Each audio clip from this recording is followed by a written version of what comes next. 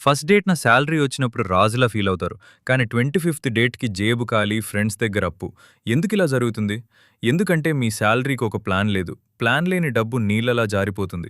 దీనికి solution 50-30-20 rule. Salary చేతికి రాగానే దాన్ని 3 భాగాలుగా విడదీయండి.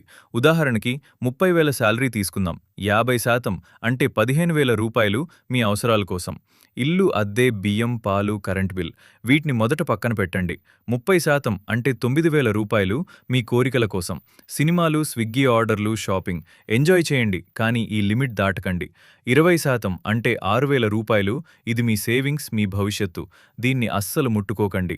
ప్రతి నెల 6,000 రూపాయలు దాస్తే ఏడాదికి 72,000 రూపాయలు.